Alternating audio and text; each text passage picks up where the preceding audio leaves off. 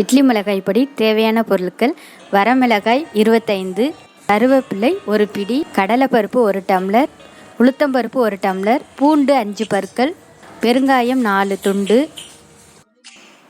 அடுப்பை பற்ற வச்சுக்கோங்க.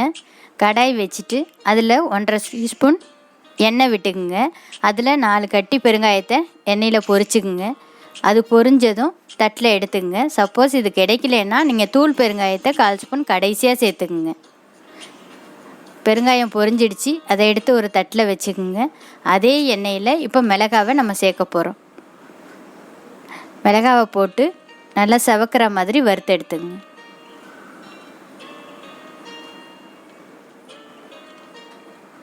இப்போ மிளகாய் செவந்துட்டு இப்போ தட்டில் மாற்றிக்கலாம்.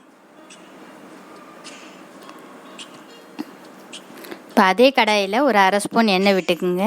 கருவேப்பிலையை இதில் சேர்த்துக்க போகிறோம். கருவேப்பிலை கிறிஸ்பி ஆகிற வரைக்கும் வறுத்துக்கிட்டே இருங்க. இப்போ கிறிஸ்பி ஆகிடுச்சு. இப்போ தட்டில் மாற்றிக்கலாம். இப்போ அதே கடாயில் 1 ஸ்பூன் எண்ணெய் விட்டுக்குங்க. அதில் கருப்பு தோல் உளுந்து சேர்த்துக்குங்க. அது உடம்புக்கு நல்லது. தோல் உளுந்து உங்களுக்கு கிடைக்கலன்னா வெள்ளை உளுத்தம்பருப்பு நீங்கள் சேர்த்துக்குங்க. உளுத்தம்பருப்பும் கடலைப்பருப்பும் ஈக்குவலாக சேர்த்துங்க. உளுத்தம்பருப்பு நல்லா வறுபட்டதும் செவந்ததும் ஒரு வாசனை வரும். அப்போ நமக்கு செவந்துடுச்சு, வறுபட்டுட்டுன்னு தெரிஞ்சுக்கலாம்.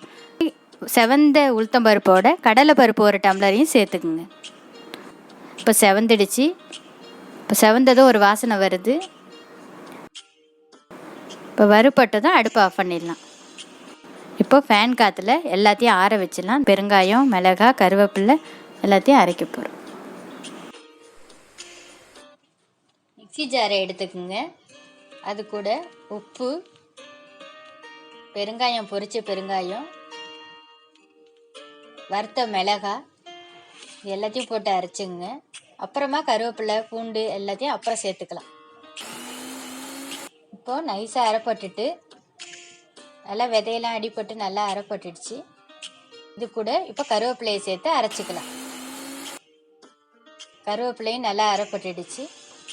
இப்போது உளுத்தம்பருப்பும் கடலைப்பருப்பையும் வறுத்ததை சேர்த்துக்கலாம். இது நல்லா அரைஞ்சதும் இது கூட தோல் பூண்டை சேர்த்துக்குங்க. நல்லா அரைஞ்சிடுச்சு. இட்லி பொடி ரெடி. இட்லி பொடி சூப்பர். நீங்களும் நாங்கள் வீட்டில் ட்ரை பண்ணிட்டு எப்படி இருந்துச்சுன்னு கமெண்ட்ல சொல்லுங்கள்.